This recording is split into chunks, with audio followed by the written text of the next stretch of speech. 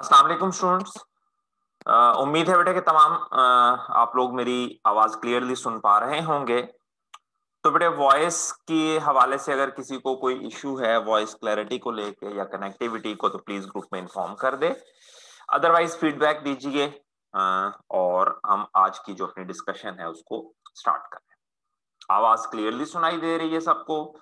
कोई दिक्कत तो नहीं है?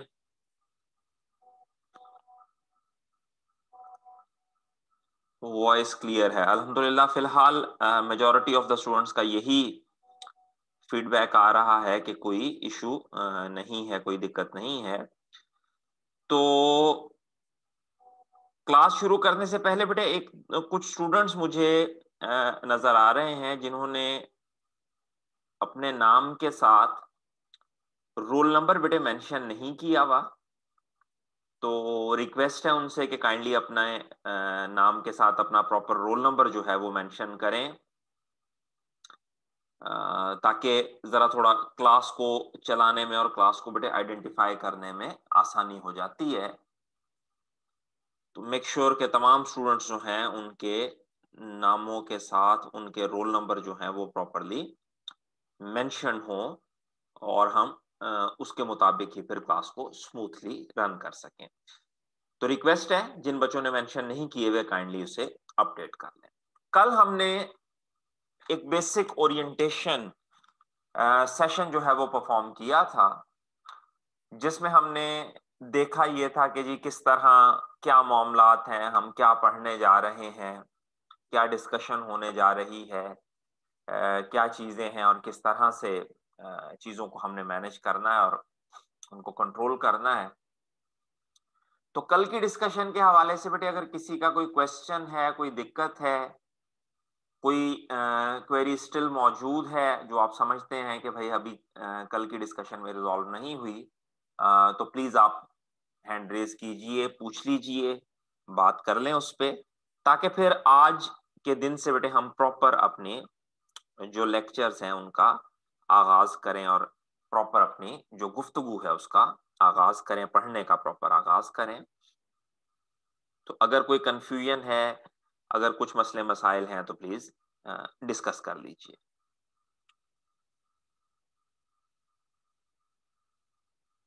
कोई क्वेश्चन हो कल की डिस्कशन से हैंड रेज कीजिए, ताकि बेटा फिर मैं उसको रिप्लाई करूं। अदरवाइज फिर मैं ये अज्यूम करूं कि जी अल्हम्दुलिल्लाह चीजें क्लियर हैं और हम अपनी आज की जो डिस्कशन है उसकी तरफ चलें।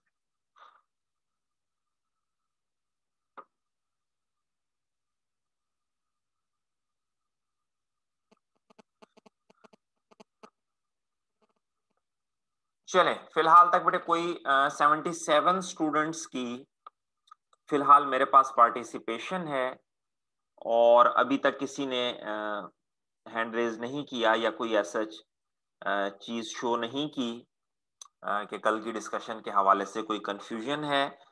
क्लास में मेरे पास मौजूद हैं सैयद जवाद, उनसे बेटे रिक्वेस्ट है अपना रोल नंबर अपडेट करें। फिर उसके अलावा अगर नहीं इशू हुआ तो बेटे एक आधे दिन में कोशिश करें कि ये आप ले लें। हारून जावेद हैं, उनसे भी बेटे रिक्वेस्ट है नेम के साथ अपना रोल नंबर अपडेट करें। अहमद हसन है, रोल नंबर नहीं बेटे लिखा हुआ, रिक्वेस्ट है रोल नंबर अपडेट करें अपना। अदील शकील हैं, उनसे भी बेटे रिक्वेस्ट है रोल नंबर अपना अपडेट करें, ताकि ये है कि हम आसानी से मामला को चला सकें। चलें जी, तो हम अपने एक्चुअल जो हमारा कंटेंट है उसकी तरफ चलते हैं और बात करते हैं थोड़ा कि जी क्या मामलात हैं और क्या गुफ्तगू है और क्या चीजें हैं।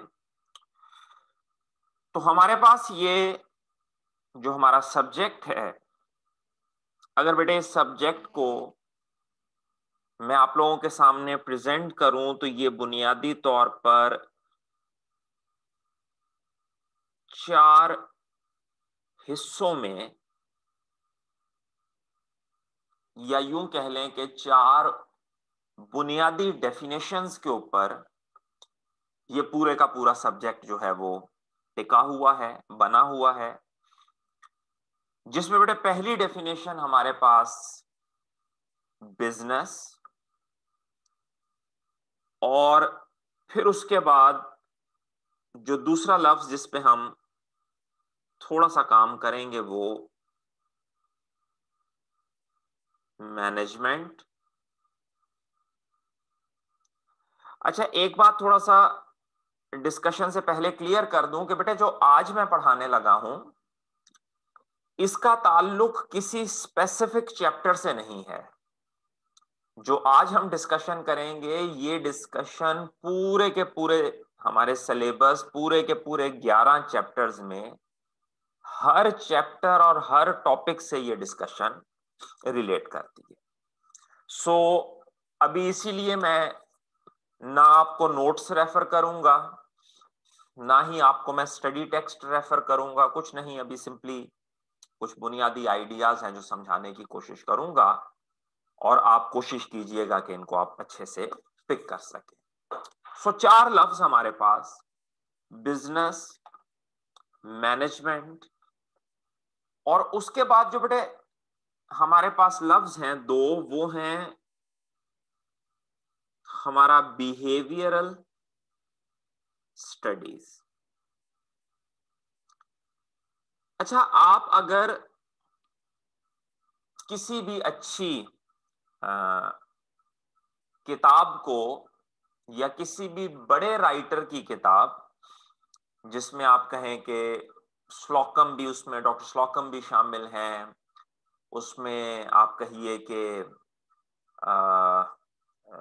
जो बड़े मशहूर एक राइटर हैं मैनेजमेंट के, 2-3 जो बड़े राइटर हैं उनकी आप बेटे किसी की डॉक्टर स्टीफन रॉबिन्स की आप बुक उठा लें, या आप एक और बहुत मशहूर राइटर है, नाम ज़हन में नहीं आ रहा, डॉक्टर फ्रेड लुथेंस की आप ये बड़ी किताबें, अगर आपके कोई कजन वगैरह एमबीए कर रहे हो या भाई कोई कर रहा हो, बहन कर रही हो, तो ये बड़े राइटर्स हैं। इनकी अगर आप बुक्स उठा लेना तो ये इस सब्जेक्ट को बिहेवियरल स्टडीज की बजाय जो बेटे इस सब्जेक्ट का एक्चुअल नाम है वो लिखते हैं, और वो नाम है बेटे ऑर्गेनाइजेशनल बिहेवियर, ओबी, ऑर्गेनाइजेशनल बिहेवियर। देखिए, समझिएगा जरा बात को, दोनों में फर्क क्या है, बुनियाद दोनों की एक ही है, फर्क क्या निकल रहा है। बिहेवियरल स्टडीज से मुराद क्या है कि हम लोगों को समझने के लिए उनके बिहेवियर्स को स्टडी करेंगे। भाई ये अगर ऐसा कर रहा है तो ये क्यों कर रहा है, और अगर ये ऐसा नहीं कर रहा तो फिर क्यों कर रहा है, रीजन क्या है, ठीक है, बिहेवियर को।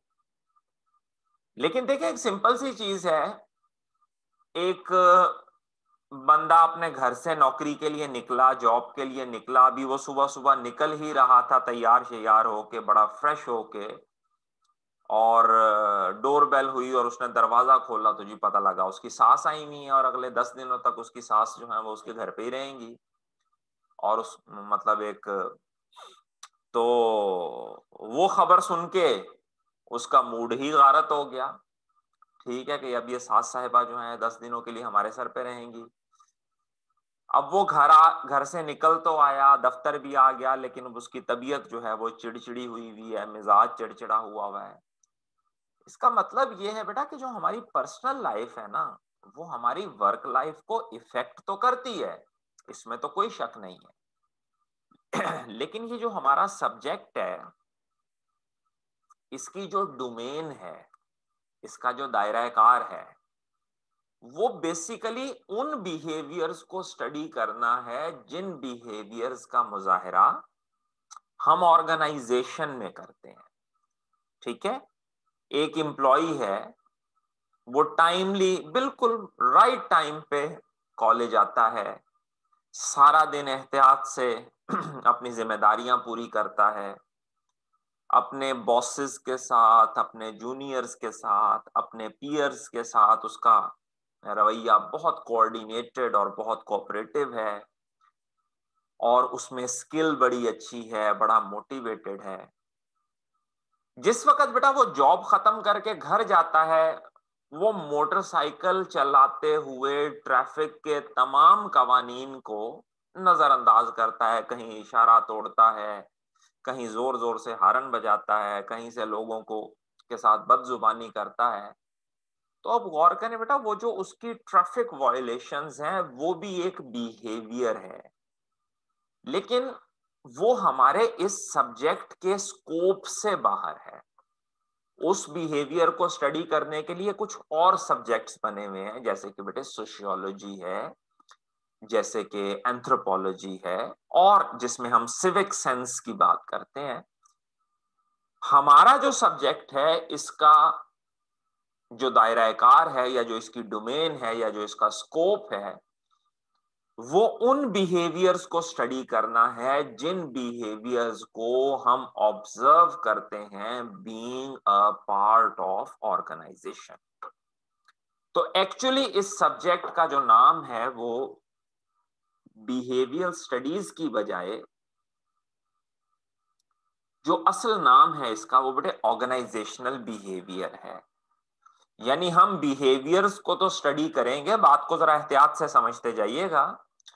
बिहेवियर्स को तो स्टडी करेंगे, लेकिन मेरा बच्चा हम उन बिहेवियर्स को स्टडी करेंगे जिन बिहेवियर्स की एग्जिबिशन हमें ऑर्गेनाइजेशन की डोमेन में नजर आएगी।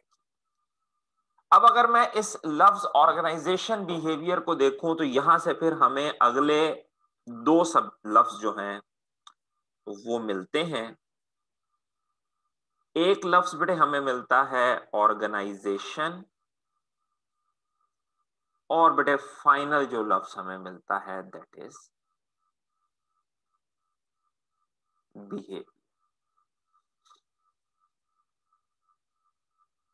सो आज के दिन हम कोशिश ये करेंगे कि इन चार लफ्जों को अच्छे से समझ सकें और देखें कि बुनियादी तौर पर हमारी कहानी क्या है, और हमने किस तरह से रेस्ट ऑफ द सब्जेक्ट जो है उसको इन चार पिलर्स के ऊपर किस तरह से कंस्ट्रक्ट करना है।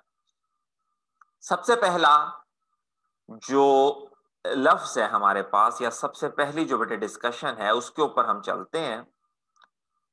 और इन लफ्जों में जो पहला लफ्ज बिजनेस, इसको बेटे अगर आप बात करें तो आप कहते हैं कि जी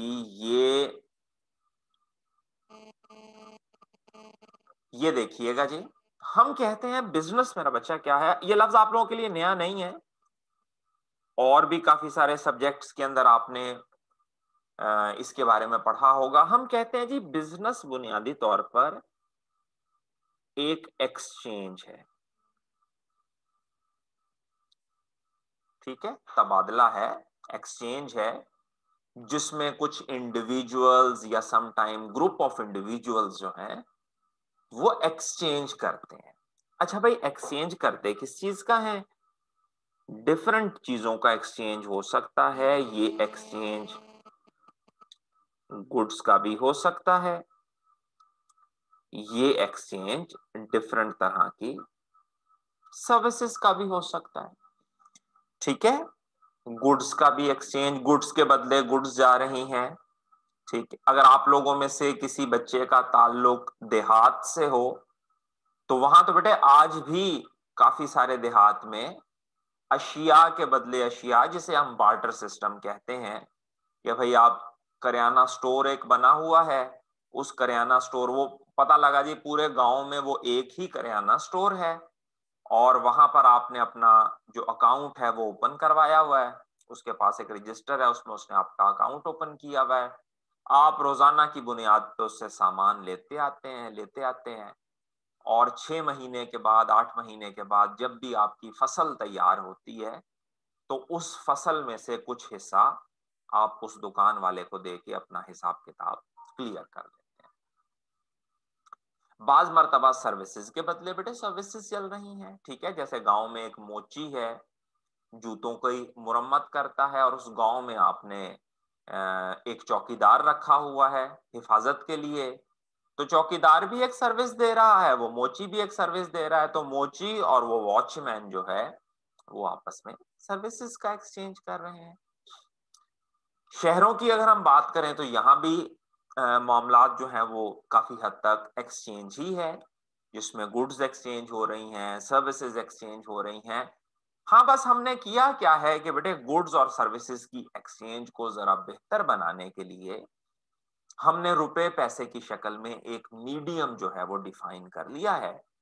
अब उस डिस्कशन में मैं नहीं पढ़ूंगा, उसकी भी एक लंबी दास्तान है कि पहले कभी वो पत्थर के सिक्के हुआ करते थे, फिर धात के सिक्के बने, फिर इवन कुछ और पैसे अभी भी कुछ मुल्कों के अंदर गालिबन मेरे ख्याल ऑस्ट्रेलिया में शायद वो प्लास्टिक के नोट हैं, ठीक है ना, जैसे हमारे यहाँ कागज के हैं, प्लास्टिक के नोट हैं। फिर आहिस्ता आहिस्ता चीजें जो हैं वो तरक्की करते हुए प्लास्टिक मनी की तरफ चली गई, जिसमें डेबिट कार्ड, क्रेडिट कार्ड, फिर उसके बाद इलेक्ट्रॉनिक फंड ट्रांसफर्स का दौर आ गया, और रिसेंटली हमारे पास बिटकॉइन के नाम से जो है, या क्रिप्टो करेंसी, बिटकॉइंस तो एक उसकी एक शक्ल है, क्रिप्टो करेंसी हम कह लें, उसकी शक्ल में बड़े चीजें मूव कर रही हैं। इन सब का मकसद क्या है कि भाई एक्सचेंज को, गुड्स और सर्विसेज के एक्सचेंज को ज्यादा फास्ट, ज्यादा सिक्योर और ज्यादा वायबल जो है वो बनाया जा सके। और उससे अगली बात बेटे देखिएगा, अगर मैं आपसे पूछूं कि भाई ये जो एक्सचेंज है ये आप क्यों करते हैं, इस एक्सचेंज के पीछे कहानी क्या छुपी हुई है, तो आप कहेंगे कि सर एक्सचेंज की ना जो सबसे बड़ी वजह ये है कि हम इस एक्सचेंज के जरिए से कुछ प्रीमियम कमाना चाहते हैं, कुछ प्रीमियम अर्न करना चाहते हैं, और उस प्रीमियम को उर्फे आम में हम लोग प्रॉफिट कहते हैं। 10 रुपए की चीज है, मैं सुबह 5 बजे, 6 बजे, 4-5 बजे कहीं उठा और मैंने अपनी सवारी निकाली और मैं सब्जी मंडी गया और वहां पे जाके मैंने कुछ परचेजिंग की और लेके आया, और 8-9 बजे मैंने वो तमाम परचेजिंग अपनी दुकान पे सजा ली। तो अब जिस कीमत पे मैंने उसे सब्जी मंडी के उस आड़ती, उस होलसेलर से खरीदी है, मैं उसमें थोड़ा सा एडिशन, थोड़े से पैसे और जोड़ दूंगा, और उस कीमत के ऊपर मैं जो डिफरेंट मेरे कस्टमर्स हैं जिनका ताल्लुक हाउस होल्ड फैमिलीज से है, तो वो कस्टमर्स आ रहे हैं और मैं उनको थोड़ी थोड़ी मिकदार में वो सब्जियां जो है वो सप्लाई कर रहा हूं, और उसके ऊपर एक्सचेंज ही हो रही है। वो एक्सचेंज भी रुपए, गुड्स है मेरे पास, उन गुड्स के बदले जो है वो मैं फॉर कोई कोई मुझसे मटर खरीद रहा है तो कुछ आलू खरीद रहा है, तो मैं गुड्स बेच रहा हूँ। बीच में कुछ लोग ऐसे आ रहे हैं, वो कह रहे हैं जनाब मटर मौजूद है, मैं कहता हूँ हाँ जी जी मौजूद है, बड़े अच्छे मटर हैं, खरीद लीजिए। वो कहते हैं जी अच्छे तो बहुत हैं, लेकिन एक मुसीबत है कि हमारे पास इतना टाइम नहीं है कि हम इसको छीलते रहें। तो हम कहते हैं कि जनाब ये आपका खादिम किस लिए मौजूद है, बताइए कितने चाहिए। तो वो कहता है कि भाई 2 किलो मटर जो है वो हमारे लिए छील दीजिए। तो हमने बेटा 2 किलो मटर भी उसको बेचे, गुड्स, और साथ हमने सर्विसेज भी प्रोवाइड की कि उसको रेडी फॉर्म में, रेडी टू कुक फॉर्म में हमने तैयार करके उसको प्रोवाइड कर दिया, और उसके बदले हमने उससे पैसे ले लिए, और जो पैसे लिए उस पैसों में हमारा कुछ मार्जिन मौजूद है जिसे हम प्रॉफिट कहते हैं। लेकिन वक्त गुजरने के साथ साथ बेटा चीजें थोड़ी थोड़ी तब्दील हुई हैं, चेंज हुई हैं। कैसे चेंज हुई है, लोगों ने किया क्या, इंसान है ना, और इंसान की नेचर जो है वो जरा थोड़ी सी, जिसे कहें कि उसमें लालच का एलिमेंट मौजूद है फितरी तौर पर। तो लोगों ने भाई दे तरह की कारोबार शुरू किया। अब कारोबार करने के चक्करों में लोगों ने इस जमीन के ऊपर इतना को गंद फैला दिया कि बहुत जगह पर लाइफ जो है उसको एक खतरा दरपेश हो गया।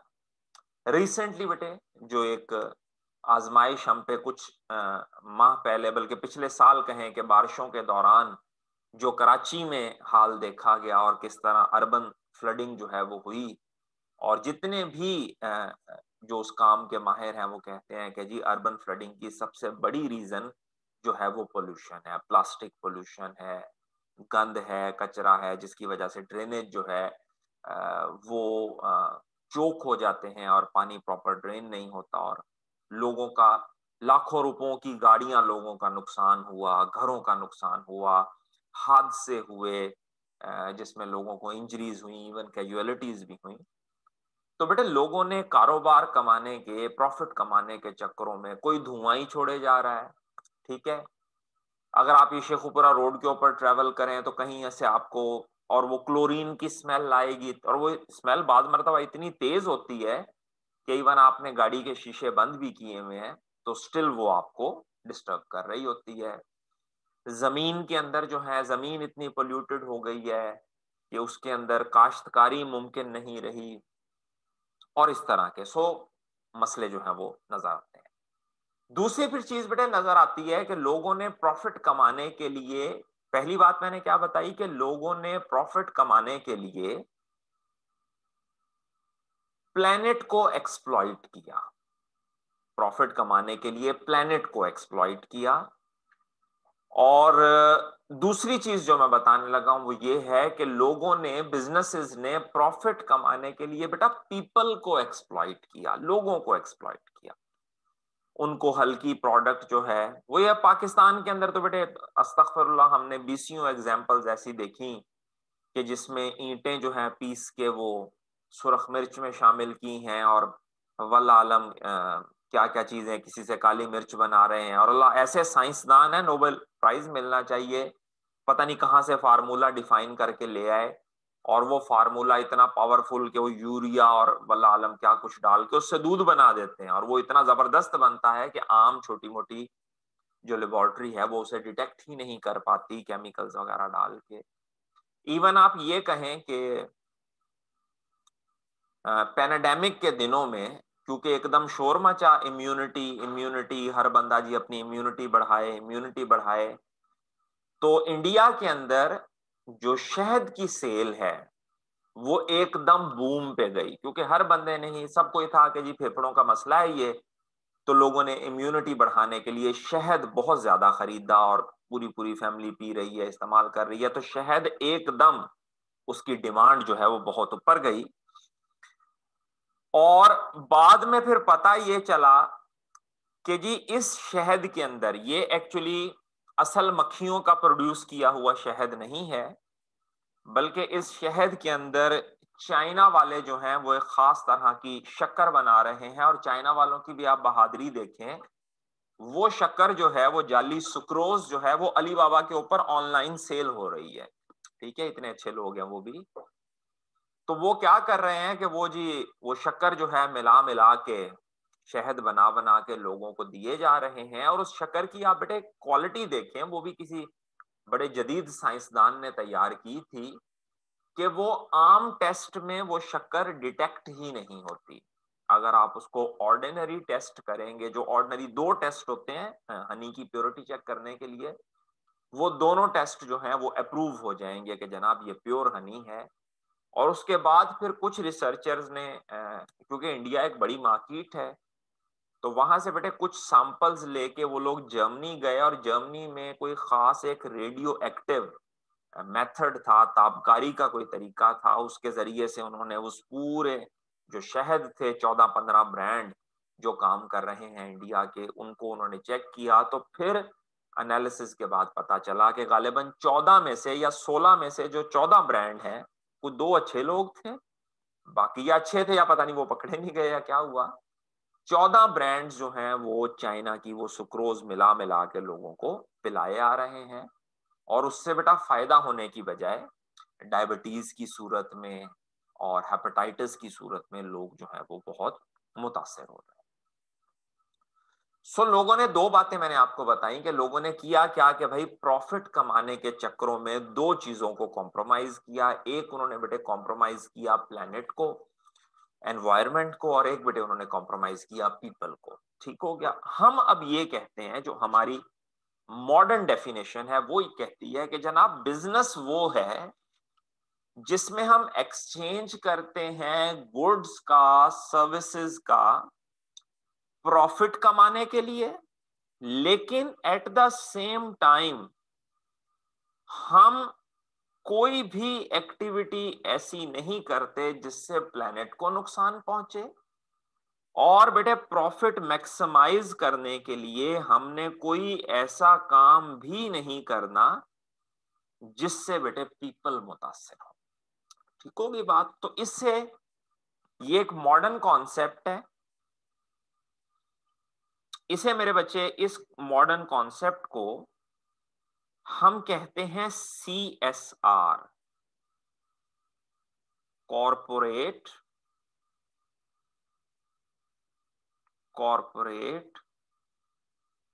Social responsibility. यानी हर कॉर्पोरेट की यानी हर मुनाफा कमाने वाले की कुछ जिम्मेदारियां हैं सोसाइटी के टुवर्ड्स। और वो जिम्मेदारियां क्या हैं कि भाई वो प्लेनेट का, जैसे आप लोगों ने बेटे आजकल देखा होगा, बड़े जितने भी डिपार्टमेंटल स्टोर्स हैं आप वहां पे जाएं तो वो बाकायदा कपड़े के बने हुए रीयूजेबल जो हैं वो थैले बेच रहे हैं। कुछ मुफ्त दे रहे हैं, कुछ बेच रहे हैं, और आप उन थैलों को बेटे दोबारा दोबारा से ले जा सकते हैं और उन्हें इस्तेमाल कर सकते हैं। ये हम कैसे मतलब कह सकते हैं, बता सकते हैं वहां पर, और उनको यूज कर सकते हैं, रीयूज कर सकते हैं। उससे क्या है कि किसी हद तक प्लास्टिक जो पोल्यूशन है, जो प्लास्टिक के बैग्स की पोल्यूशन है, उसमें काफी हद तक कमी वाक़या। इसी तरह से जो आपका वेस्ट है, इंडस्ट्रियल वेस्ट है, उसको आप दरियाओं में या नदी नालों में नहीं डाल सकते। अगर आप धुआं कोई छोड़ने वाला है तो आपको सब्स्टिट्यूट फ्यूल, जैसे बेटे अगर आप देखें तो पिछले कुछ अरसे में टेस्ला की गाड़ियां जो हैं वो, या जो इलेक्ट्रिक व्हीकल्स हैं, पहले हाइब्रिड थी और उसके बाद अब प्योर इलेक्ट्रिक व्हीकल्स जो हैं उनका बहुत ज्यादा एकदम हो रहा है। और जो कंट्रीज हैं बाकायदा ग्लोबल समिट्स हो रही हैं जिसमें पूरी पूरी दुनिया में बैठ के इस बात के ऊपर गौर किया जा रहा है कि कैसे हमने अपने प्लेनेट को सेव करना है और कैसे हमने अपने लोगों का ख्याल रखना है। इसे अपने कॉर्पोरेट सोशल रिस्पॉन्सिबिलिटी कहते हैं। और इसी से कॉन्सेप्ट फिर आगे बनता है, उसे सस्टेनेबल डेवलपमेंट का कॉन्सेप्ट कहते हैं। चैप्टर नंबर 2 के अंदर इंशाल्लाह जाके इसके ऊपर तफसीली बात होगी। लेकिन फिल वक्त अभी तक आप बच्चों ने क्या करना है कि आज के बाद अब अगर कोई आपसे डेफिनेशन पूछे कि जनाब बिजनेस क्या है, तो बेटे आपने कहना है कि business basically exchange of goods and services है for the purposes of maximisation of profit and at the same time caring for the planet and people as well. ठीक हो गई सर बात तीनों को। और एक और चीज का बेटे ख्याल रखिएगा, ऐसा नहीं है कि इन तीनों में से प्रॉफिट की प्रायोरिटी ज्यादा है और प्लेनेट और पीपल की कम है, नहीं जनाब। तीनों ही फैक्टर्स की प्रायोरिटी जो है मेरा बच्चा वो बिल्कुल सेम है। यानी जैसे बेटे जैसे आप स्ट्रगल करते हैं प्रॉफिट को मैक्सिमाइज करने के लिए, बिजनेसेस की जिम्मेदारी है कि वो वैसे ही स्ट्रगल करें प्लेनेट को भी सेव करने की, और वैसे ही स्ट्रगल करें पीपल को भी प्रोटेक्ट करने की। सो ये हमारे पास पहली एक डेफिनेशन है बिजनेस की। अगली चीज बेटे समझिएगा जिसे हम मैनेजमेंट कहते हैं। ये जो मैनेजमेंट है एक्चुअली इसका अगर आपके साथ बेटे मैं नाम डिस्कस करूं तो इसका पूरा नाम है दोस्तों, असल में ना हमारी आदत है हम बस शॉर्ट शॉर्ट नाम ले लेते हैं। इसका पूरा नाम है मेरे बच्चे resource management. Resource management, resource management जिसे उर्फे आम में हम लोग मैनेजमेंट कहते हैं। लोग पूरा नहीं कहते रिसोर्स मैनेजमेंट, लोग कहते हैं मैनेजमेंट।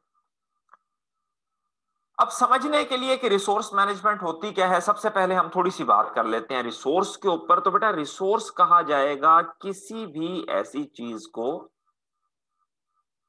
किसी भी ऐसी चीज को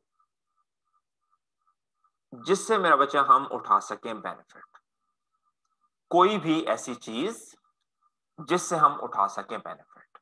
ठीक है, राइट नाउ आप लोगों के सामने पड़े आपके लैपटॉप या आपकी टैबलेट पीसीज या आपके मोबाइल फोन्स जो हैं, ये आपके रिसोर्सेज हैं। आपके हाथ में जो कलम है ये आपका रिसोर्स है। आप टीचर की आवाज सुन पा रहे हैं, ये आपका रिसोर्स है।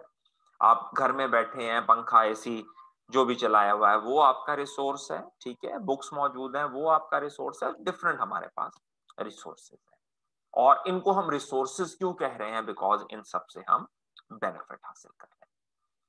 अब अगर बेटा मैं थोड़ा सा आपके सामने इस कॉन्सेप्ट को आगे बढ़ाऊं, तो एक बात को समझिएगा। आप माशाल्लाह फाइनेंस के स्टूडेंट्स हैं, अकाउंटिंग के स्टूडेंट्स हैं। ये देखें, ये बड़ी एक सिंपल सी एग्जांपल है जो मैंने बच्चों के लिए अक्सर ही सेशन में उनके साथ में शेयर करता हूं कि जनाब दो लोग हैं, पर्सन ए और पर्सन बी, और दोनों को ही बेटे हमने 100 रुपए एज ए कैपिटल अवार्ड किया है।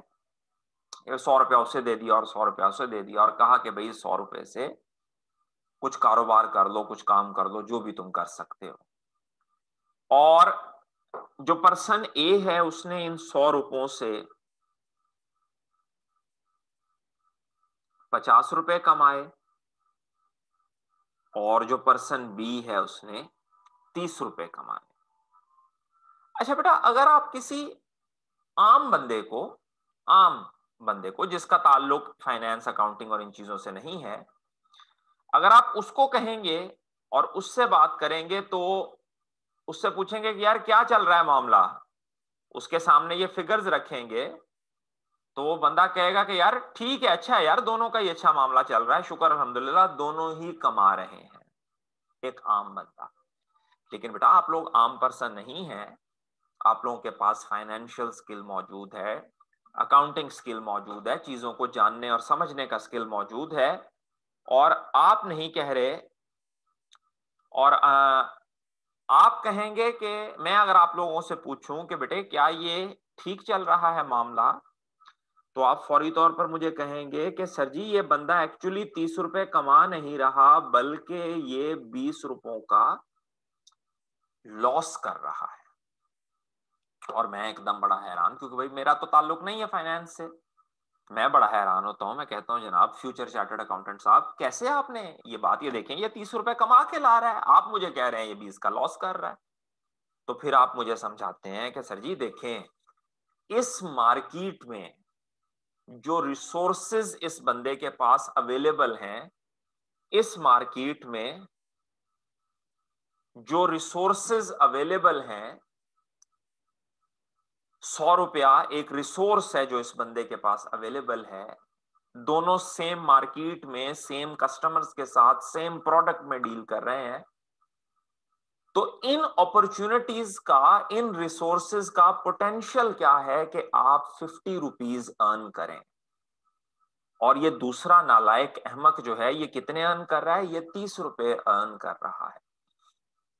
इसका मतलब है ये एक्चुअली अर्न नहीं कर रहा, बल्कि ये डेली बेसिस के ऊपर 20 रुपयों का लॉस कर रहा है।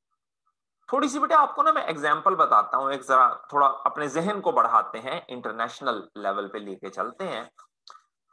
हमारे पास एक खास रीजन है मुल्कों का जिन्हें बेटे हम स्कैंडिनेवियन कंट्रीज कहते हैं, जिसमें डेनमार्क, स्वीडन, नॉर्वे, ठीक है, फिनलैंड वगैरह ये शामिल है। दुनिया के अमीर तरीन मुल्कों में से ये मुल्क समझे जाते हैं और बड़े अच्छे और अच्छी जगह समझी जाती हैं। नॉर्वे जो है, इसके पास एक जमाने में पेट्रोल निकला, और एक्चुअली मिनरल्स निकले जमीन से, और इसने बेटे उस वक्त क्या किया, बड़ी ही एक अकल से इसने काम लिया। इसने वो तमाम जो मिनरल्स की एक्सट्रैक्शन थी उसको नेशनलाइज करके गवर्नमेंट के कंट्रोल में ले लिया। इसने कहा जी नहीं, और किसी को राइट नहीं दिया जाएगा, सिर्फ गवर्नमेंट को हक होगा कि ये जमीन से ये चीजें निकाल सके। और बेटे गवर्नमेंट ने किया क्या, वो जमीन से चीजें, तेल, मादनियात जो भी निकलती रही निकालते रहे, और वो जो पैसा वहां से मिलता रहा उस पैसे का फंड क्रिएट करते रहे। फंड खर्च नहीं किया, फंड क्रिएट, इन्वेस्ट करते रहे पूरी दुनिया में, कहीं म्यूचुअल फंड्स में, कहीं रियल एस्टेट में, कहीं अपॉर्चुनिटीज में इन्वेस्ट करते रहे। और उसका बेटे नतीजा क्या निकला कि आज नॉर्वे में हर बंदे के लिए नॉर्वेजियन गवर्नमेंट के पास कितने मिलियन डॉलर का फंड मौजूद है, और उन फंड से जो रिटर्न आ रहा है उससे बेटे वो अपने लोगों को फ्री एजुकेशन, फ्री फैसिलिटीज, और पता नहीं क्या कुछ वहां वो प्रोवाइड कर रहे हैं, ठीक है, उस फंड्स की वजह से। अच्छा बेटा, उसी तरह के मिनरल जो हैं अल्हम्दुलिल्लाह हमारे पाकिस्तान में भी निकले। एक जगह आपने रेकोडेक के नाम से सुनी होगी, गालिबन बलूचिस्तान में है। तो वो निकला। एक तो हम मतलब पढ़ने पढ़ाने पे हमारी कभी तवज्जो ही नहीं रही, तो हमारे पास एक तो स्किल नहीं था उसको निकालने का, हमने बाहर से कंपनीज बुलवाई। अब बेटा बाहर से अगर कंपनी आके निकालेगी, एक्सट्रैक्शन करेगी, तो डेफिनेटली पहले बेटा वो अपनी जेबें भरेगी, ये तो नेचुरल सी चीज है। और वो फिर सारा सीन इतना बुरी तरह उलझ गया। उस वक्त के जो चीफ जस्टिस साहब थे उन्होंने बीच में कुछ किया, बलूचिस्तान गवर्नमेंट ने बीच में कुछ पसूड़ी डाल दी, और वल्लाह आलम वो क्या खिचड़ी पकी कि बेटा उन मिनरल्स से कमाने की बजाय गालिबन को 5 के 6 अरब डॉलर का हमें फाइन हो गया है। ठीक है, वो 1 ट्रिलियन, उसका जो एस्टिमेट है वो 1 ट्रिलियन डॉलर का एस्टिमेट है उन रेकोडेक के जो मिनरल्स हैं। लेकिन बेटे 1 ट्रिलियन कमाने की बजाय हमने अपने ऊपर 5-6 अरब रुपए का फाइन कर दिया, और अब हम मुख्तलिफ जगह पे जाके लोगों की मिन्नतें कर रहे हैं कि या शेख या मस्कीनुन या मर गए लुटे गए, कि हमें किसी तरह से वो फाइन हमारा माफ करवा दो। मुकदमा वगैरह चल रहा है, वल्लाह आलम क्या हो रहा है। इसका मतलब बेटा समझा क्या रहा हूं इस पूरी कहानी से कि रिसोर्स की अपनी इंपॉर्टेंस, लेकिन मेरे बच्चे आप उस रिसोर्स को यूज किस तरह से करते हैं। और देखिए मैंने एक आपको चीज समझाई, शायद आप लोगों ने गौर की हो, कि बेनिफिट तो दोनों ही कमा रहे हैं। ये 50 रुपए कमा रहा है, ये 30 रुपए कमा रहा है, and it's not all about benefit. हम क्या कह रहे हैं, जो 30 कमा रहा है वो एक्चुअली 30 कमा नहीं रहा, बल्कि वो 20 रुपयों का लॉस कर रहा है। इसका मतलब ये हुआ बेटा कि ये जो सिंपली हमने यहां वर्ड बेनिफिट लिख दिया है, सिर्फ बेनिफिट लिख के गुजारा नहीं होगा, बल्कि हमें इस लफ्ज को रिवाइज करना पड़ेगा। और हम कहते हैं कि बुनियादी तौर पर हमने इन रिसोर्सेज से सिर्फ बेनिफिट ही नहीं लेना, बल्कि मेरा बच्चा हमने क्या करना है, हमने उस बेनिफिट को मैक्सिमाइज करना है। अब आप एक चीज, इस चीज के ऊपर भी तवज्जो दीजिएगा कि बेटा मैक्सिमाइजेशन में कहीं मैंने 100% नहीं लिखा, क्योंकि वो तो एक आइडियल कंडीशन है। भाई हम कह रहे हैं बढ़ाओ 60%, 70%, 80%, 95%, 90%, जितना ज्यादा बढ़ा सकते हो, जितना ज्यादा बढ़ा सकते हो उतना बढ़ाओ। तो जनाब एक सिंपल सी डेफिनेशन विदाउट एनी रटालाइजेशन जल्दी से बना लेते हैं। और वो डेफिनेशन बेटा बेसिकली क्या है, हम ये कह रहे हैं कि भाई हमारे पास जितने भी रिसोर्सेज हैं, सबसे पहले तो मुझे रिसोर्स की डेफिनेशन बताइए कि भाई जितने, कोई भी चीज जिससे हम फायदा उठा सकें वो हमें रिसोर्स कहलाती है। और हमारे पास जितने भी रिसोर्सेज हैं, हम उन रिसोर्सेज से अगर मैक्सिमम बेनिफिट लें तो ये अमल कहलाता है resource management. Obtaining maximum benefit from your resources, from available resources, हम कहते हैं मैक्सिमम बेनिफिट। ठीक है, रिसोर्स मैनेजमेंट, या जिसे उर्फ आम में मैनेजमेंट। अब जहां कहीं बेटा मैं वर्ड मैनेजमेंट यूज करूं पूरी किताब में, अगर बेटा मैं आपको कहूं, गौर से सुनिएगा, गौर से तवज्जो से सुनिएगा, अगर मैं आपको कहूं टाइम मैनेजमेंट, तो बेटा आप जल्दी से मुझे कह दीजिएगा सर इसका मतलब है आप टाइम से, जितना भी अवेलेबल टाइम है, इससे मैक्सिमम बेनिफिट लें। अगर बेटा मैं आपको कह दूं स्टॉक मैनेजमेंट, तो आप जल्दी से मुझे कह दीजिएगा कि सर इसका मतलब है कि आपके पास जितने भी स्टॉक्स अवेलेबल हैं in the form of raw material और वर्क इन प्रोसेस और मे बी फिनिश गुड्स, जितने भी स्टॉक हैं आप उनसे मैक्सिमम बेनिफिट लें। और अगर आपको मैं कहूं बेटा डेटर मैनेजमेंट, या कहूं क्रेडिट मैनेजमेंट, या कहूं फाइनेंस मैनेजमेंट, तो इससे मुराद बेसिकली यही होगी कि जितने भी आपके पास, डेटर भी एक रिसोर्स है, क्रेडिटर भी एक रिसोर्स है, टाइम भी एक रिसोर्स है, इन्वेंट्री भी एक रिसोर्स है, और आप इनसे जितना ज्यादा से ज्यादा बेनिफिट उठा सकें, आप कहेंगे कि जी ये मैक्सिमाइजेशन ऑफ बेनिफिट है, जिसे हम मैनेजमेंट का नाम देते हैं। सिर्फ 1 मिनट के लिए बेटे मैं माइक ऑफ करने लगा हूं आप लोगों की परमिशन से। Just with in a minute मैं रिज्यूम करता हूं।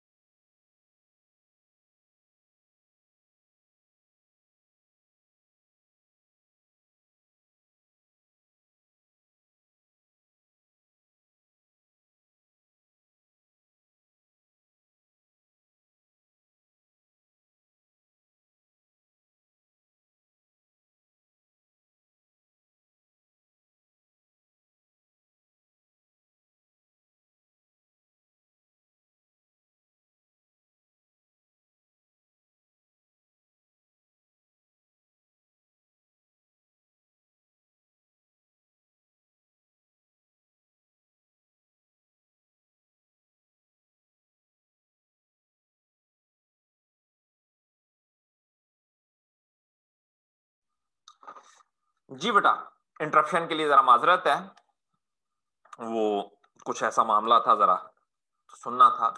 अच्छा जी, तो बात हम ये कर रहे थे कि बेटे अब जैसे ही कहीं किसी भी जगह हमें लफ्ज मैनेजमेंट लिखा हुआ नजर आएगा तो हम फौरी तौर पर ये एज्यूम कर लेंगे कि ये जो कहने वाला है वो हमसे ये कहना चाह रहा है कि भाई जितने भी आपके पास अवेलेबल रिसोर्सेज हैं, आप इन रिसोर्सेज से मैक्सिमम बेनिफिट उठाएं। तरीकेकार भी बेटे यही होता है। हमारी ये 6 महीने की अटेम्प्ट है, तो इस 6 महीने की अटेम्प्ट में बेटे कुछ लोग जो हैं वो कुछ लोग जो हैं वो उसे क्वालिफाई कर लेंगे, कुछ लोग जो हैं वो जरा थोड़े से परेशान हो जाएंगे, खुदा न खास्ता क्वालिफाई नहीं कर पाएंगे। और उसके बिहाइंड अगर आप देखेंगे मामला तो बेटे यही होगा कि अल्लाह की मेहरबानी के बाद जो दूसरी रीजन है क्वालिफाई करने की कि भाई उन्होंने अपने टाइम को, अपने रिसोर्सेज को जरा बेहतर तरीके से, अच्छे तरीके से मैनेज किया। अब यहाँ एक क्वेश्चन बेटा और बनता है, एक सवाल और बनता है, और इस सवाल को भी आप लोगों ने ना याद रखना है अपनी जिंदगी में, क्योंकि कल को आप लोगों ने मैनेजरियल पोजीशंस के ऊपर जाके परफॉर्म करना है। हम लोग जो है लाइफ में बेटा दो चीजों से डील करते हैं, दो बेसिक चीजों से डील करते हैं, एक है व्हाट और एक है हाउ। ठीक है, जब आप मैनेजर बनेंगे, कल को कोई अपना कारोबार आप शुरू करेंगे, मैं हमेशा एनकरेज करता हूं अपने शागिर्दों को कि बेटा नौकरी नौकरी नौकरी नौकरी इसी के मुतल्लिक ही ना सोचते रहा करें, बल्कि एंटरप्रेन्योर बनने के बारे में भी। जरूरी नहीं है कि पहले दिन आप $1 बिलियन की ही कोई फर्म बनाए, छोटे लेवल से स्टार्ट करके इवेंचुअली अपनी मंजिल तक पहुंचा जा सकता है। लेकिन अपना जो स्किल है उसको दूसरों के लिए यूज करने की बजाय बहुत बेहतर है उसे आप अपने लिए यूज करें। तो बेटे कल को अगर आप कोई कारोबार शुरू करते हैं और आपके अंडर, या अंडर नहीं कहना चाहिए, आपके साथ मिलके कुछ लोग काम कर रहे हैं, और जब आप उन्हें कहते हैं कि भाई ये काम करें तो ये हो जाएगा व्हाट, और फौरी तौर पर बेटे लोग आपसे सवाल करेंगे कि अच्छा जी कैसे। ठीक है, तो राइट नाउ मैंने आपको जो चीज समझाई है वो व्हाट समझाई है कि भाई आपने रिसोर्सेज से उठाना है मैक्सिमम बेनिफिट। आप फौरी तौर पर जो सवाल अगला आपके जहन में आएगा वो मुझसे पूछेंगे कि सर जी कैसे, मैक्सिमम बेनिफिट कैसे उठाना है। तो मैं आपसे अर्ज करूंगा कि बेटा ये मैक्सिमम बेनिफिट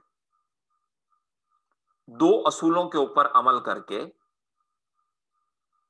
उठाया जा सकता है। Number 1 is the principle of effectiveness, and second one is the principle of efficiency. बेटा ये दो लफ्जों को ना बीएमबीएस में ऐसे याद कर लो कि जैसे आप लोगों को अपना नाम नहीं याद। ठीक है, इसको ऐसे याद कर लो, ये हर चौथे सफे पे ये आपको दो लफ्ज जो है ये नजर आएंगे, इफेक्टिवनेस एफिशिएंसी, इफेक्टिवनेस एफिशिएंसी। और इनमें सबसे खूबसूरत बात इन दो लफ्जों की बेटा क्या है कि ये ना एग्जाम में भी बहुत बचाते हैं कि अगर कहीं कोई पॉइंट आपको याद ना आ रहा हो तो वहां पर इन दोनों लफ्जों को आप किसी भी टॉपिक में, किसी भी क्वेश्चन में आप बड़ी महारत के साथ चिपका सकते हैं, और एग्जामिनर को शायद पता भी ना चले कि आपने यहां पर चिप लगा दी है। ठीक है, तो इन दो लफ्जों से मोहब्बत पैदा कर लीजिए, बीएमबीएस में बड़े काम के ये दोनों हैं। इफेक्टिवनेस से मेरे बच्चे मुराद क्या है कि जनाब उस रिसोर्स से जुड़ा हुआ जो पर्पस है वो पर्पस अचीव हो जाए। उस रिसोर्स से जुड़ा हुआ जो पर्पस है वो बेटे वो पर्पस अचीव हो जाए। अगर वो पर्पस अचीव हो जाता है तो हम कहते हैं कि भाई हमारा ये जो रिसोर्स है ये इफेक्टिव रहा है। फॉर एग्जाम्पल, खुदा ना ख्वास्ता बेटे किसी के सर में दर्द हो रहा था और उसने 2-3 पहले उसने अपना हाथ बढ़ाया पैनाडोल की तरफ कि यार मैं एक टैबलेट खा लेता हूं, मेरी तरह का कोई बाबा जी जो है वो पास बैठे हुए थे, उन्होंने डांटा के दफा कर छोड़, पर ये गोलियां क्यों खा रहा है? उधर से 2-3 ग्लास पानी के साफ सुथरे पी, डिहाइड्रेशन हुई हुई और कुछ भी नहीं हुई, साफ सुथरा पानी 2-3 ग्लास पी सुकून से, लंबे लंबे सांस ले और अभी ब्लड सर्कुलेशन नॉर्मल होगा और सर का दर्द ठीक हो जाएगा। और आपने वो 2-3 ग्लास पानी पिए और सुकून से थोड़ी जगह बैठे और डीप ब्रीदिंग की और 10-15 मिनट बाद आपने कहा हाँ जी बाबा जी सर का दर्द ठीक हो गया है, आपका ये नुस्खा बड़ा कामयाब रहा। इट मीन्स के जो मेथोडोलॉजी आपको बताई, जो तरीका बताया, उस तरीके ने अपने पर्पस को अचीव कर। अच्छा भाई हम लेक्चर सुनने गए, लेक्चर की बड़ी समझ आई, पर्पस अचीव हो गया। अच्छा यार हम घूमने फिरने मालदीव्स गए, 10 दिन हम मालदीव्स में रहे, खूब हमने एंजॉय किया वाटर स्पोर्ट्स को और वहां के माहौल को, और एंजॉयमेंट, फुल एंजॉयमेंट करके पूरे साल की हमारी थकन उतर गई। और एंटरटेनमेंट के लिए हम गए थे और हमारा ट्रिप जो है वो बड़ा ही इफेक्टिव रहा। इन सारी एग्जाम्पल्स को बेटे अगर आप गौर करें तो हम बात क्या कर रहे हैं कि भाई जो हम करना चाह रहे थे हमने वो पर्पस अचीव कर। एफिशिएंसी जरा इसके साथ ही एक और कॉन्सेप्ट है, वो कहता है जी पर्पस तो अचीव कर लें, बहुत अच्छी बात है, लेकिन पर्पस अचीव करना है यूजिंग मिनिमम पॉसिबल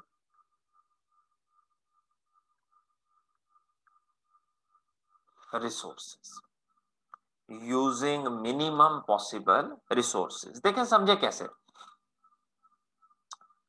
अभी यहां पर बेटा मैं आपको पढ़ा रहा हूं और बड़ा अच्छा और बड़ी मेहनत से पढ़ा रहा हूं और एक एक लफ्ज आपको एक्सप्लेन कर रहा हूं, उस लफ्ज के मायने आपको एक्सप्लेन कर रहा हूं, उसकी डिटेल्स आपको एक्सप्लेन कर रहा हूं और आपको बड़े अच्छे से समझ आ रही है, तो आप कह रहे हैं कि यार सर का लेक्चर बड़ा इफेक्टिव है।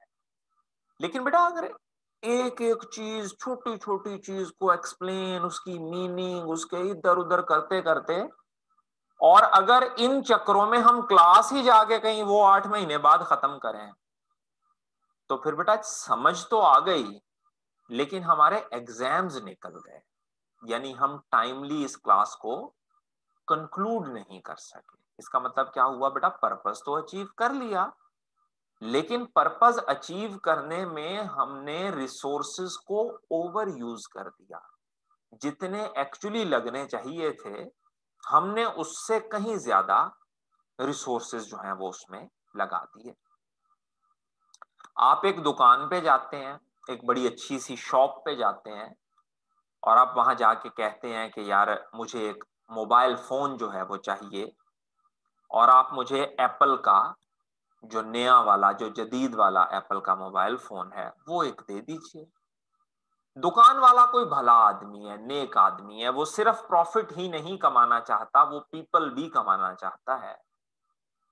वो आपसे कहता है बेटा आपने करना क्या है, मोबाइल यूजेज क्या है मोबाइल का।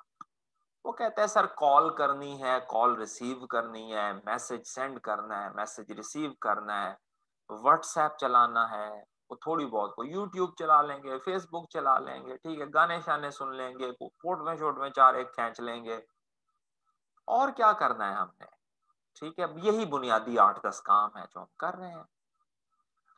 तो वो दुकान वाला फिर आगे से सवाल करता है कि फिर बेटा इसका मतलब है उसके अंदर जो आर्टिफिशियल इंटेलिजेंस बेस्ड जो है वो बायो बायोटेक बेस्ड जो उसके अंदर लाइडर्स हैं और जो डिफरेंट तरह की एप्स हैं और लंबी चौड़ी उसके अंदर मेमोरी पड़ी हुई है और जी इतने मेगापिक्सल का कैमरा और ऐसे, और इसको इतनी ऊपर से आपने मोबाइल फेंकना है, वो नहीं जी मैं तो बड़ी एहतियात से मोबाइल यूज करता हूँ और मैं उसके ऊपर कवर शवर भी चढ़ा के रखता हूँ, तो उसके अंदर ये और उस, तो बेटा फिर आप वो 2-2.5 लाख रुपया उस एप्पल के मोबाइल पे क्यों, एप्पल का मोबाइल भी बड़ा अच्छा है, वो भी पर्पस को अचीव, आप जो पर्पस बता रहे हैं एप्पल का मोबाइल भी वो पर्पस अचीव कर लेगा, लेकिन बेटे वही पर्पस 30-40 हजार रुपयों का एक एंड्रॉइड फोन भी बड़े अच्छे से अचीव कर लेगा।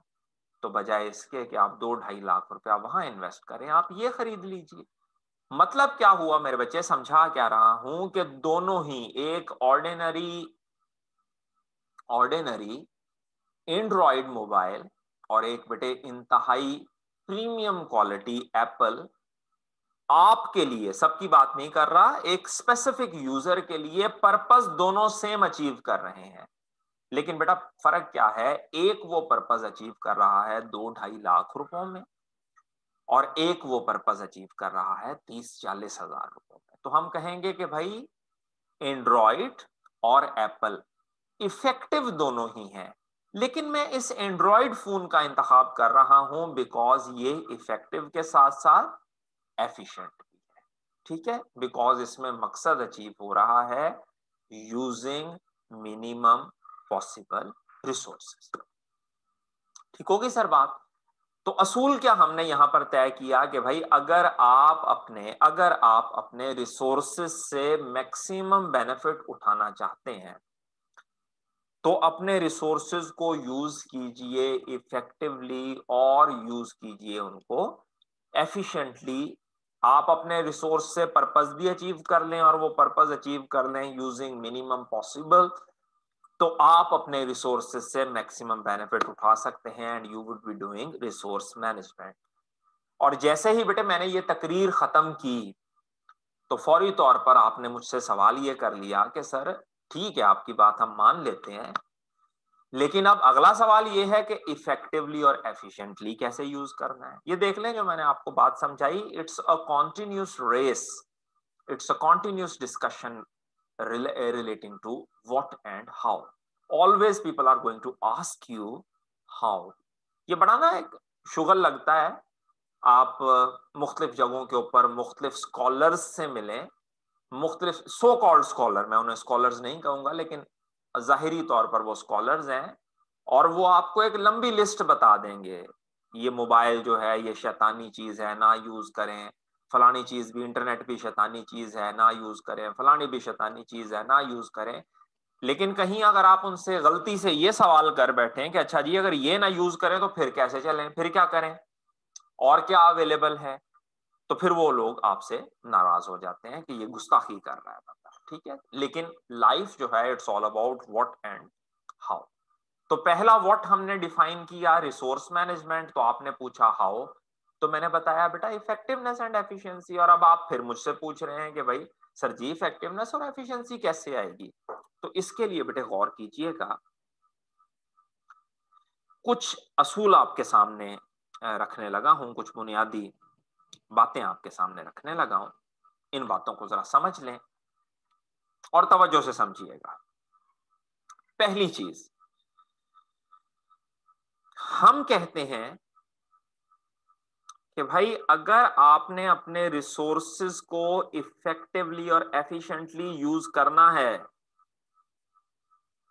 और आप उन रिसोर्सेज से मैक्सिमम बेनिफिट उठाना चाहते हैं तो use those resources with appropriate planning.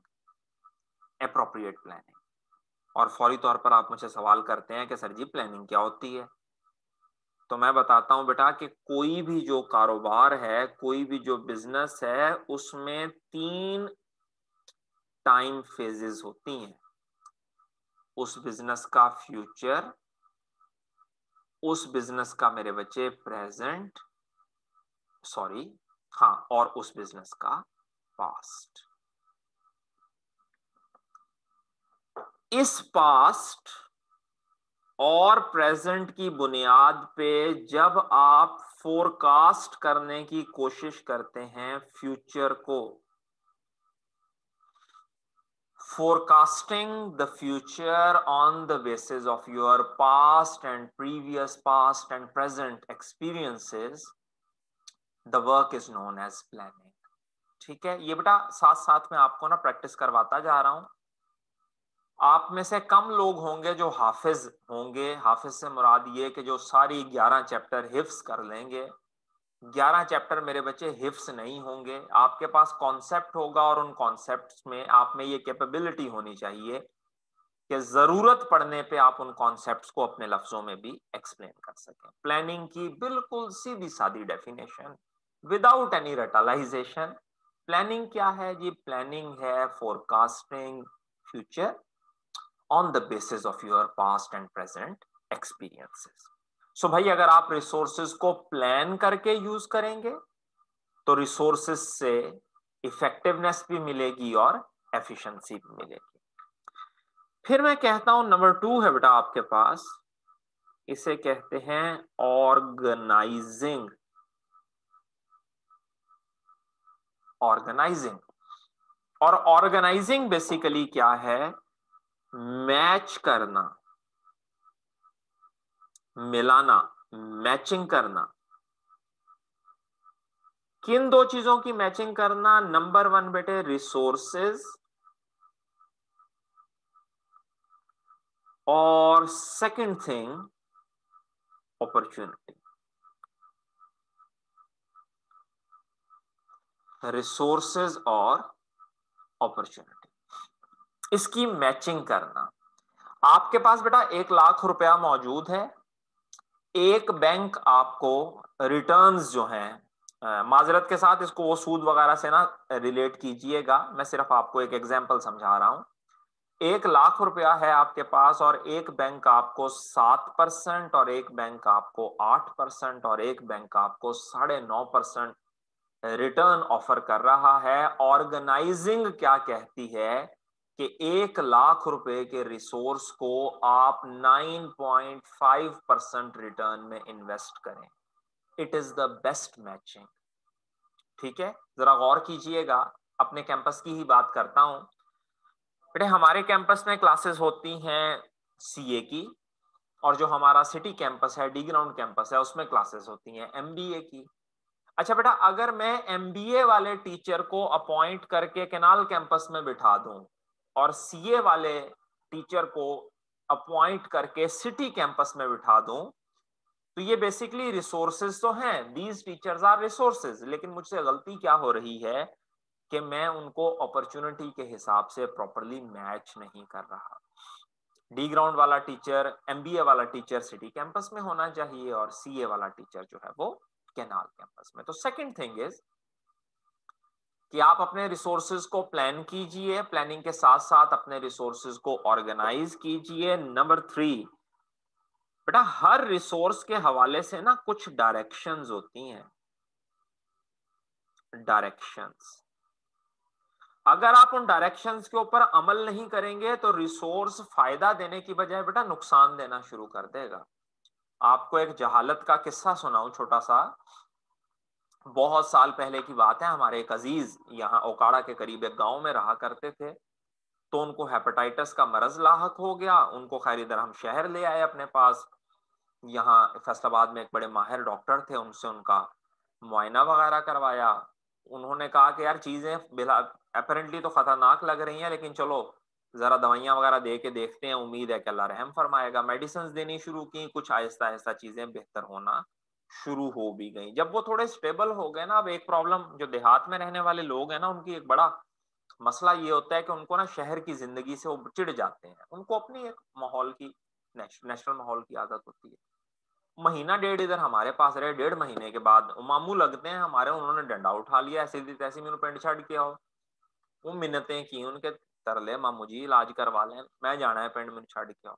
Doctor साहब से बात की, डॉक्टर साहब ने कहा बुजुर्ग आदमी है, जिद ना करें उनके साथ, दवाइयां उधर है कोई सहूलत? हमने कहा हाँ जी, कोई एक बेसिक मेडिकल केयर की फैसिलिटी वहां मौजूद है। उन्होंने कहा ठीक है, मैं दवाइयां लिख देता हूँ, एक ये इंजेक्शन है, वो उधर से किसी को बुलवा लीजिएगा और उससे कहिएगा कि इंजेक्शन लगवा दे। मामू बिल्कुल स्टेबल, हर चीज ओके, गाड़ी में बिठा हम उनको छोड़ आए, घर वालों को दवाइयां समझाए, और उन्होंने कहा कि जी हफ्ते, मतलब पूरे दिन में वो एक इंजेक्शन लगना होता है, बुला के वो लगवा लिया कीजिएगा। इधर हम छोड़ के घर वापस आए, अगले दिन शाम में न्यूज आती है कि जी मामू डेथ कर गए हैं। अच्छा भाई, अल्लाह की मर्जी, गाड़ियां पकड़ी, भागे।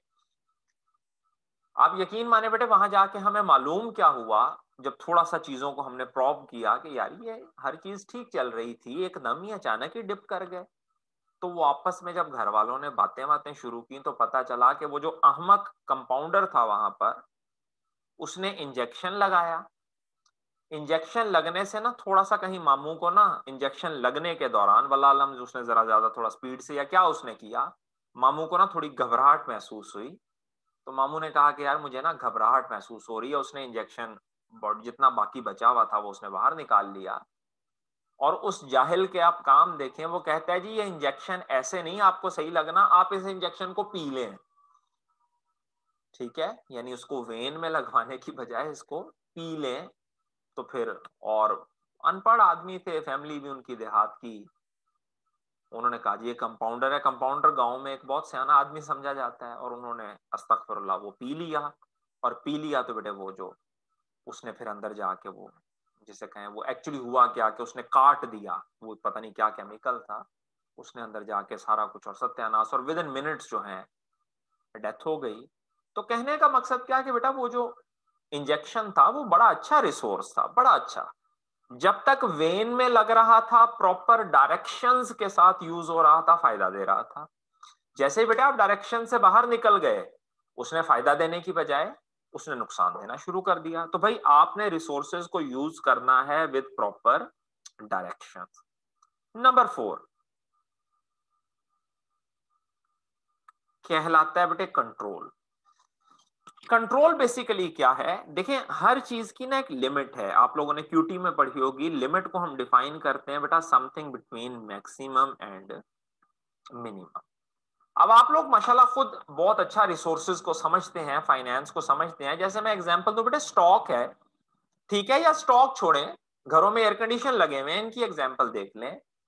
अगर आप टेम्परेचर को एक खास हद से नीचे ले जाएंगे तो बेटा इतनी सर्दी ये कर देगा कि वहां बैठना अजाब हो जाएगा। और अगर आप एक टेम्परेचर को एक खास हद से ऊपर ले जाएंगे तो गर्मी इतनी हो जाएगी कि फिर बैठना अजाब हो जाएगा। इसका मतलब क्या हुआ कि भाई टेम्परेचर जो है वो कंफर्टेबल तब रहेगा, इस एयर कंडीशन से मिलने वाले रिसोर्सेज से फायदा तब हासिल होगा जब तक बेटा ये रहेगा with in maximum and minimum.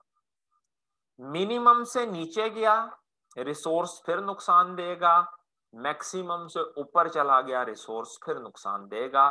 Resources को इन लिमिट्स के दरमियान रखना बेटे कहलाता है कंट्रोल। अच्छा, इसमें अब ना मजीद कुछ और चीजें भी, बुनियादी ये 4 चीजें थी, वक्त के साथ साथ बेटा इसमें कुछ चीजें फिर और ऐड होती गई। लोगों ने कहा कि जी डायरेक्शंस देने के लिए आपको कम्युनिकेशन अच्छी करनी चाहिए।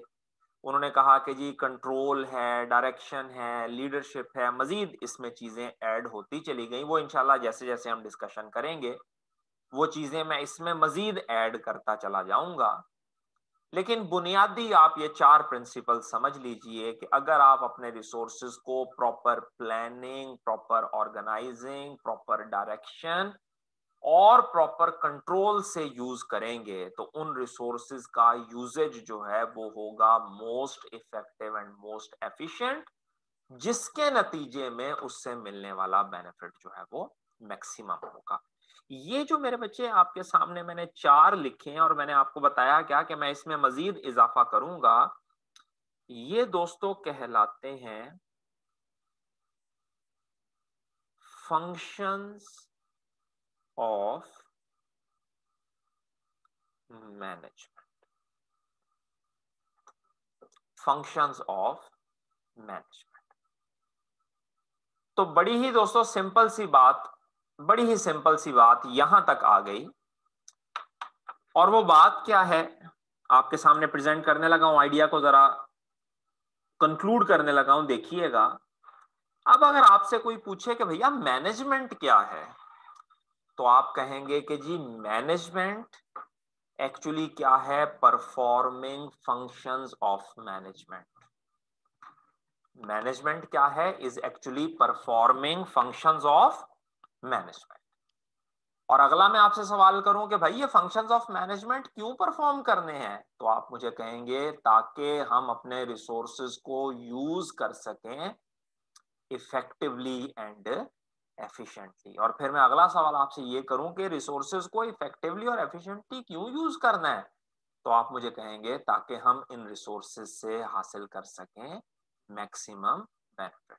तो what is management? Management is the performance of, management is the collection of, management is the performance of functions of management in order to obtain, in order to obtain maximum benefit from your resources by using them effectively and efficiently. Management is the performance of functions of management. Management is the function. Management is the collection of functions of management. और इसमें हम करते क्या हैं? हम obtain करते हैं maximum benefit. हम ये फंक्शंस क्यों परफॉर्म कर रहे हैं? So that we could obtain maximum benefit from our resources by using them, by using those resources most effectively and efficiently. ठीक होगी सारी? यहां तक अभी तक मैंने दो बातें आपके सामने प्रेजेंट की हैं. एक कॉन्सेप्ट प्रेजेंट किया है बेटे बिजनेस का और एक कॉन्सेप्ट प्रेजेंट किया है मैनेजमेंट का. रिक्वेस्ट आप तमाम बच्चों से, राइट नाउ मेरे पास करीबन 80 स्टूडेंट्स की पार्टिसिपेशन है. इन 80 स्टूडेंट्स में से मेरा बच्चा कोई भी आपके क्वेश्चंस हैं, कोई भी इश्यूज हैं जिसकी आपको समझ नहीं आई, तो काइंडली हैंड रेज कीजिए ताकि बेटा मैं रिस्पॉन्ड कर सकूं आपके. सो फर्स्ट हमारे पास उमैर अब्बास की तरफ से. जी उमैर. अस्सलाम वालेकुम सर. वालेकुम अस्सलाम बेटा. सर ये बिजनेस की सर डेफिनेशन में आपने बताया कि हमारे तीन पर्पज हैं सर, प्रॉफिट, प्लेनेट और पीपल. जी भाई. तो सर आपने बोला है कि इन तीनों को हमने सेम प्रायोरिटी देनी है. जी बेटा. तो सर जब एक बिजनेस सर लॉस में होगा तो सर अच्छा, वो तो सर सबसे ज्यादा प्रायोरिटी सर प्रॉफिट को ही देगा सर, उसको प्लेनेट या पीपल से सर क्या? तो आपका क्या ख्याल है, पीपल को इग्नोर करके, प्लेनेट को इग्नोर करके वो लॉस की नहीं फेज में से निकल आएगा? नहीं सर, मैं सर इग्नोरेंस की सर बात नहीं कर रहा सर, आपने कहा था सेम लेवल ऑफ प्रायोरिटी. जी बेटा, मैं तो सर मैं एग्जैक्टली आपसे बोल रहा हूँ, जी जी कीजिए, बात कीजिए, सॉरी सॉरी. सर मैं ये सर कह रहा था कि वो ज्यादा सर ज्यादा प्रायोरिटी तो सर वो प्रॉफिट को ही देगा ना सर. जी बेटा, मेरे बच्चे, मेरा आपसे सवाल, अब थोड़ा सा ना बात को समझिएगा. आप ना करंटली जा रहे हैं लॉस में. ठीक है, लॉस में. जी सर. प्रोडक्ट आपकी ना कोई खरीद नहीं रहा और आप लॉस में जा रहे हैं. आप मुझे बताइए बेटा, आप इस लॉस को प्रॉफिट में तब्दील कैसे कर सकते हैं? आपकी बात बिल्कुल सर सही है, आपकी बात बिल्कुल सही है. उसकी अव्वलीन ख्वाहिश तो क्या होगी कि भाई मैं जल्दी से जल्दी इस लॉस को कन्वर्ट कर दूं प्रॉफिट में. मैं आपसे यह पूछ रहा हूं कि ये करना कैसे है, कैसे करेगा वो? अपनी प्रोडक्ट को लोगों के लिए ज्यादा एक्सेप्टेबल कैसे बना सकता है? सर वो सबसे पहले सर उसकी एडवर्टीजमेंट करेगा, लोगों को सर एडवर्टीजमेंट कन्विंस करेगा, करेगा. बिल्कुल लोगों को कन्विंस करेगा, उसके ऊपर कोई सेल लगाएगा, सर उसमें कोई उसके उसके एडवांटेजेस बताएगा. एडवांटेजेस, कोई एडिशनल बेनिफिट उसमें दे देगा, by one get one free. अगर आप मेरे बच्चे सारी एग्जांपल पे गौर करें तो ये जो वो सारे काम कर रहा है, सारे काम कर रहा है, एडवर्टीजमेंट कर रहा है, by one get one free कर रहा है, नए फीचर्स दे रहा है, उसकी उसकी उसको उसकी जो डिलीवरी है उसको आसान बना रहा है. ये सारे काम बेटा वो पीपल को खुश करने के लिए नहीं कर रहा. जी सर. इसका मतलब क्या हुआ? पीपल खुश होंगे तो they are going to buy the product, and a जी result sir. your loss would be converting into your profits. बात जी समझ सर. में आई है? जी सर. आप मुझे बता रहे हैं व्हाट, आप मुझे बता रहे हैं व्हाट, करना क्या है? कन्वर्ट करना है लॉस को इनटू प्रॉफिट में. मैं बेटे आपको बता रहा हूं हाउ, कि वो कन्वर्ट कैसे होगा. जब तक आप प्लेनेट और पीपल को सेटिस्फाई नहीं करेंगे तब तक मेरा बच्चा वो लॉस जो है वो प्रॉफिट में कन्वर्ट नहीं होगा. देखें, समझें. ओके सर, थैंक एक, यू. एक छोटी सी एग्जांपल, छोटी सी एक एग्जांपल और समझ जाएं. जी जी आपने सर. आपने बेटा एक ना फैक्ट्री लगाई हुई है. उस फैक्ट्री में ना आपको ऑलरेडी लॉस हो रहा है. ठीक है, फैक्ट्री में ना लॉस हो रहा है आपको. उस फैक्ट्री में ना आप जलाने के लिए आप यूज कर रहे थे सुई गैस, नेचुरल गैस. ठीक है, और जी सर. लॉस लॉस हो रहा था.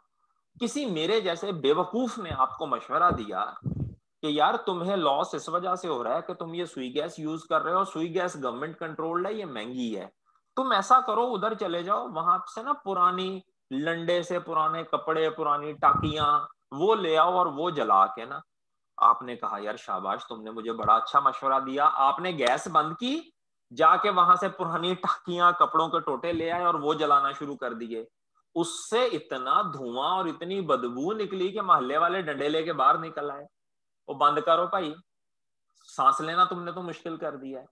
तो बेटा इसका मतलब क्या हुआ कि अगर आपने प्लेनेट का ख्याल ना रखा, आपने पीपल का ख्याल ना रखा, तो क्या मुझे बताएं उमैर, लॉन्ग टर्म में आप बिजनेस चला सकते हैं? No sir. लॉन्ग टर्म में बिजनेस चलेगा ही तो बेटे लॉस कन्वर्ट होगा ना प्रॉफिट में। जी सर। हाँ, तो इसलिए मेरा बच्चा मैंने वो बात कही थी कि आपने तीनों को सेम प्रियोरिटी, जो ऑर्गेनाइजेशंस इन तीनों को बेटे सेम प्रियोरिटी नहीं देती वो थोड़े अरसे के लिए बिल्कुल शॉर्ट रन में मुनाफा कमा सकती हैं। लॉन्ग टर्म सर्वाइवल, या जिसे हम सेकंड चैप्टर में जाके पढ़ेंगे, कहलाती है सस्टेनेबल डेवलपमेंट। सस्टेनेबली बेटे वही ऑर्गेनाइजेशंस डेवलप करती हैं जो इन तीनों फैक्टर्स को जिसे कहेंगे इक्वल प्रियोरिटी देंगे। Done sir? जी सर। जी सर, शुक्रिया सर। ओके बेटा। हाँ जी, मजीद किसी का बेटे क्वेश्चन?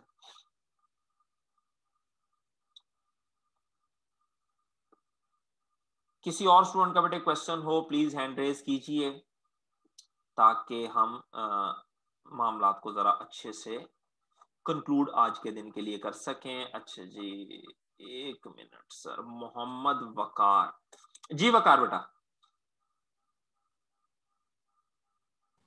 वालेकुम अस्सलाम वकार, आवाज बेटे बहुत कम आ रही है आपकी। सर ये ऑर्गेनाइजिंग का रिवाइज कर दे कॉन्सेप्ट। बेटा पहले आप जरा रिवाइज करें, आपको क्या समझ आई? मुझे नहीं आई, इसलिए तो आपको कहा सर। आय अल्लाह, इतना दुख मेरे भाई। कुछ तो पल्ले पड़ा होगा। ऑर्गेनाइज चलें, छोड़ दें। हम कहते हैं ऑर्गेनाइज के जनरल मीनिंग क्या है बेटा? ऑर्गेनाइज के मायने क्या है? बिजनेस मैनेजमेंट को छोड़ दें, अंग्रेजी जुबान में बेटा इसका तर्जुमा क्या है? सर एक तरतीब देना किसी तरतीब एक देना। स्पेशल वे में। That's very good. तो बेटा यही कॉन्सेप्ट है। हम चीजों को तरतीब क्यों देते हैं? एक सिंपल सी बात है, चीजों को तरतीब क्यों दी जाती है? ताकि उनसे, अगर देखें ना, सड़क के ऊपर बेटा ट्रैफिक बेतरतीब खड़ी हो, बेतरतीब कोई, जैसे कि हमारे खड़ी होती हैं इधर उधर, कहीं कोई इधर से पी पी कर रहा है, कोई उधर से पा पा कर रहा है, तो बेटा वहां से निकलने में सबको ही देर लगेगी। क्या ख्याल है? जी सर। लेकिन जी बेटा सर। सारे सारे अगर एक नज्मो जब्त से ऑर्गेनाइज्ड वे में खड़े हों, भाई पहले किसने जाना है, जैसे भाई एम्बुलेंस है तो इसको अब सबसे पहले जगह दें, ठीक है, उसके बाद अब हम कर क्या रहे हैं? बेसिकली हम चीजों को बेटा, ऑर्गेनाइजिंग मेरे बच्चे कहलाती है। आप ना अपॉर्चुनिटी को यार अपना क्या नाम है आपका? वकार। वकार, पहनने में क्या पसंद करते हैं आप? जीन्स या फॉर्मल पैंट ट्राउजर्स? क्या पसंद है? जीन्स? ट्राउजर शर्ट ही ठीक है ट्राउजर सर। शर्ट? नहीं, ट्राउजर स्पोर्ट्स वाला कि दूसरा फॉर्मल? फॉर्मल। Formal trouser. कौन सा है फेवरेट कलर? जो मिल जाए। यार आप कहीं बांग्लादेश से तो नहीं है? बड़ी गरीब गरीब सी सोच है आपकी। नहीं, ये मजाकन, कंफर्टेबल फील कराना सर। मजाकन कह रहा हूँ बेटा, नाराज नहीं होना, मजाकन कह रहा हूँ। ये नो बड़ी नो सर। बड़ी बड़ी अच्छी आदत है कि अल्लाह ताला जो नेमत दे, उस नेमत के ऊपर नाक मुंह चढ़ाने की बजाय उसका शुक्र किया जाए। बहुत सारे लोग जो हैं वो उनको, हम अब चले बेटा, फॉर एग्जांपल अगर मैं मान लूं कि भाई आपका फेवरेट कलर जो है वो ब्लैक है, तो मेरा बच्चा सबसे ज्यादा उसके साथ खूबसूरत शर्ट कौन सी लगेगी? चॉइस पे डिपेंड करता है सर। हैं? चॉइस पे डिपेंड करता है, अपने चॉइस पे टेस्ट। डिपेंड करता है भाई। कुछ लोग उसके साथ पिंक कलर पहन लेंगे, कुछ उसके साथ ब्लैक को ब्लैक के, लेकिन अगर आपका रंग मेरे जैसा काला हुआ तो आप ब्लैक के साथ ब्लैक, नजर ही नहीं आएंगे, लोग कहेंगे जी बंदा कहाँ है। इसका मतलब क्या हुआ कि भाई एक ड्रेस की, जो समझिएगा बेटा, बात को कंक्लूड कर रहा हूं, एक ड्रेस की जो खूबसूरती है वो बेटा किस चीज पे डिपेंड करेगी कि आपने अपना ट्राउजर, अपनी शर्ट, अपना बेल्ट, अपने शूज, अपने सॉक्स, ग्लासेस और इन आपका जैकेट और आपका जो कोट वगैरह आपने पहना हुआ है और आपने जो स्वेटर्स पहने हैं, इनको बेटे आपने एक दूसरे से कितनी अच्छी तरह मैच किया हुआ है। समझ रहे हैं बात को? मैचिंग जितनी अच्छी होगी मेरा बच्चा, देखने में वो चीज उतनी खूबसूरत नजर आएगी, और अगर आप उसे मार्केट में बेचने जाएंगे तो मिलने वाला प्रॉफिट भी उतना ही कम या ज्यादा? जी सर। उतना ही प्रॉफिट बेटे, कम या ज्यादा?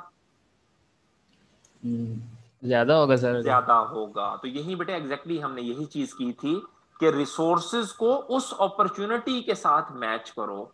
एयर कंडीशन चलाने का बेटे बेहतरीन टाइम नवंबर दिसंबर या जून जुलाई? जून जुलाई। जून जुलाई। नवंबर दिसंबर की ठंड में अगर कोई एसी चला जाए आपके कमरे में, दिमाग खराब है। हाँ, आप उसे यही कहते हैं कि यार पागल हो, ये रिसोर्स तो बेस्ट मैच कहाँ करेगा, जिस वक्त गर्मी होगी।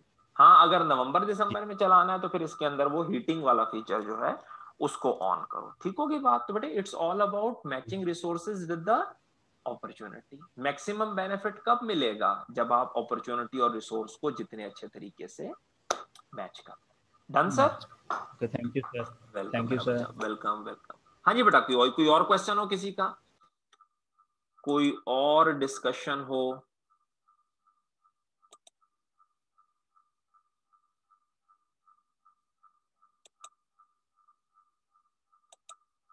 चले जी, तो फिल वक्त तक तो बेटे कोई सवाल मुझे नजर नहीं आ रहा।